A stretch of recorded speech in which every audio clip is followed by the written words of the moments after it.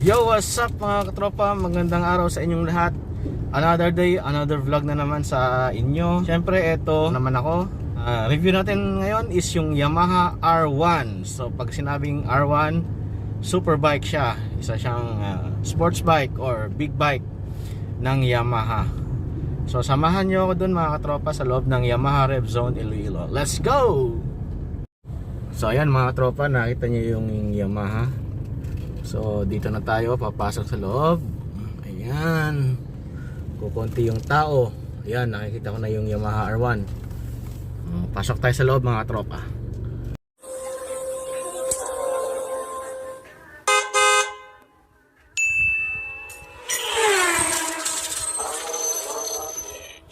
Mga katropa, so ngayon nandito tayo sa loob ng Yamaha Rev Zone Iloilo.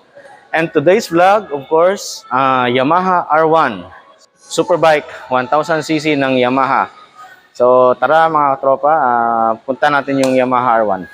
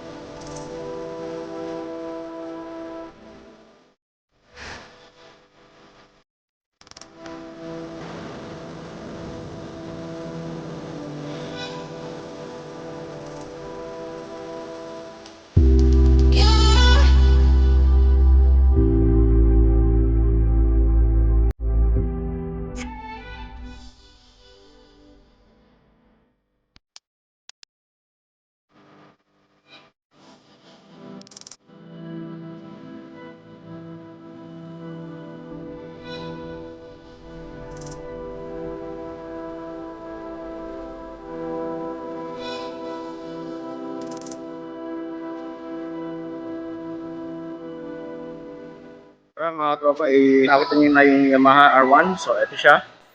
So tara, so umpisa natin yung review ng motor na to. So mga katropa, ito, mag-umpisa tayo dito sa harapan. So ayan, yung kanyang windshield. Tapos side mirror, meron siyang integrated na turn signal lamp. Parang kotse. So ayan, malinis na siya tingnan kasi yung kanyang side mirror meron ng kasamang signal lights. So pagdating dito sa baba ng kanyang unahan, so meron siyang daytime running light. Yan, dalawa. So meron siyang daytime running light, tsaka ito yung kanyang headlight. So kasi yung R7, dito yung kanyang headlight. So itong Yamaha R1 is naka double headlight. Ayan mga tropa, di ba? Tapos mga katropa, nakita nyo ba yon? Yan yung kanyang radiator. So ang laki, no? Parang radiator ng mga sedan. Tapos ito, yung kanyang fork suspension, no? Sa harapan, naka-upside down na rin siya. Bale, KYB yung kanyang suspension. Meron siyang preload tsaka tension. Pwedeng palambutin yung laro, pwedeng patigasin yung laro. Yan, meron siyang adjustment. So ayan mga tropa, dito tayo sa kanyang front brake. Meron siyang dual disc brake sa harapan. Tapos meron din siyang kasamang reflector sa side. Tapos syempre dual na piston yung kanyang preno. Tapos yung size ng kanyang gulong is 120/70 by R17. So yung kanyang brand ng gulong, yung stock niya is Batlax na Bridgestone. So ayun mga tropa, magtungo tayo dito sa tagiliran. So ito nga pala katropa is race blue yung color niya. Yan, race blue.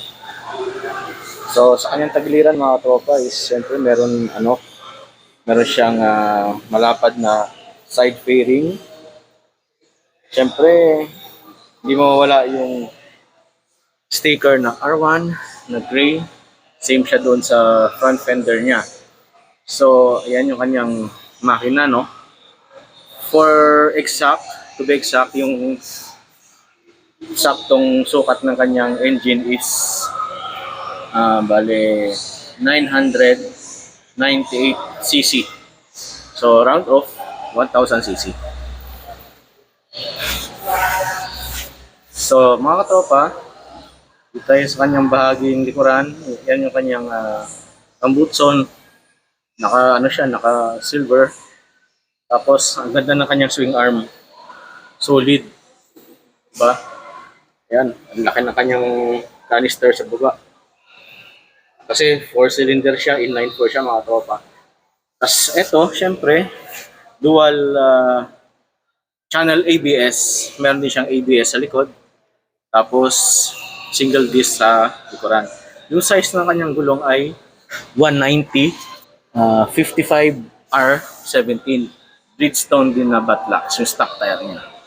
So, ganda di ba, katropa? Solid yung pagkakagawa talaga.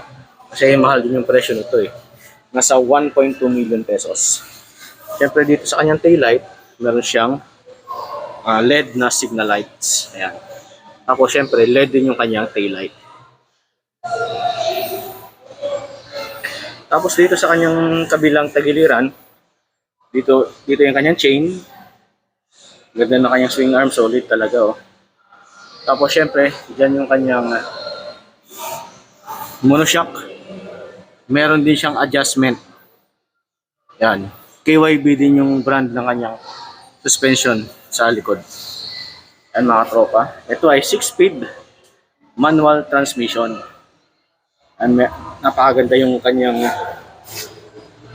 talagang makina.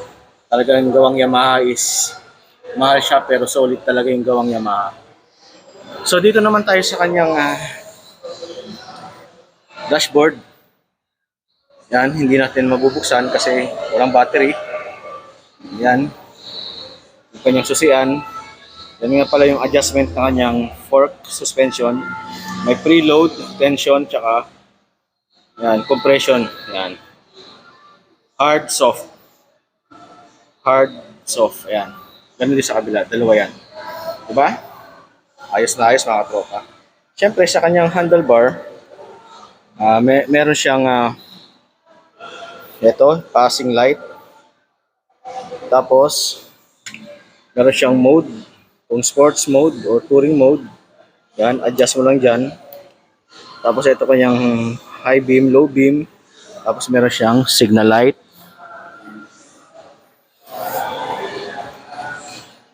Tapos meron siyang hazard. Yan mga tropa.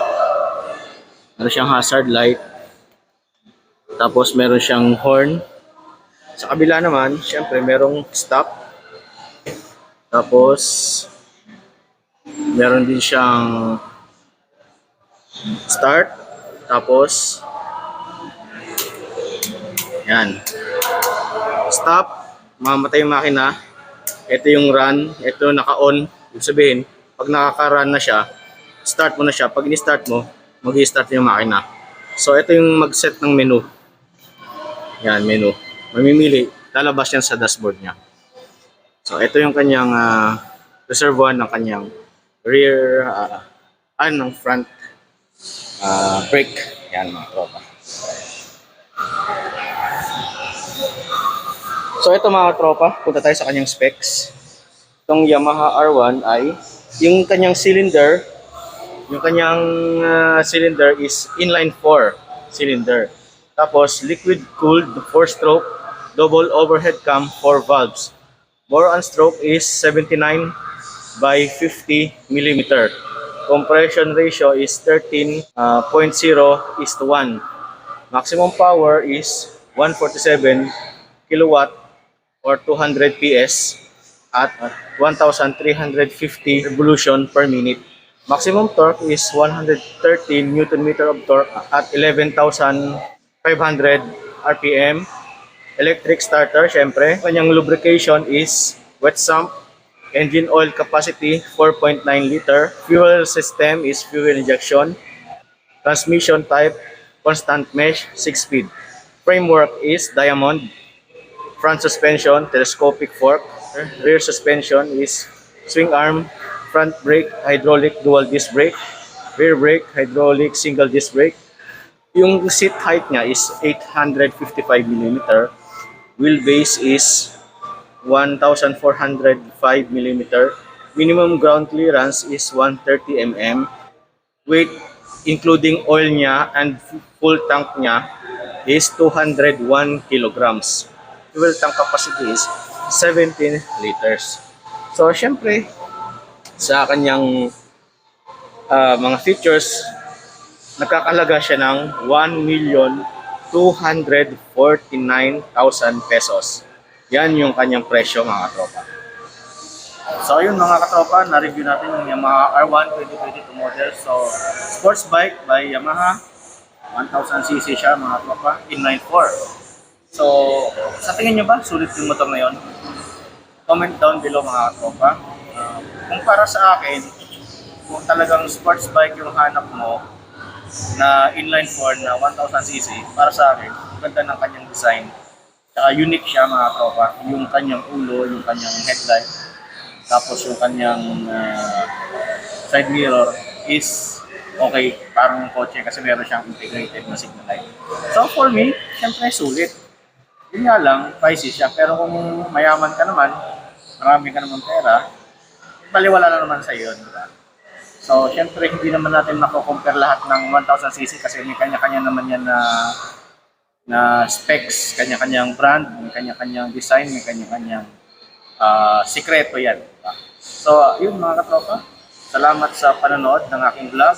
Syempre, Automoto PH, paki-subscribe mga katropa. Syempre, on notification bell para ma-update kayo sa susunod kong video. At like, share mga katropa. At syempre, kung nakarating ka dito sa dulo, maraming salamat mga katropa kasi thank you sa support sa aking channel. Maraming salamat mga katropa. God bless.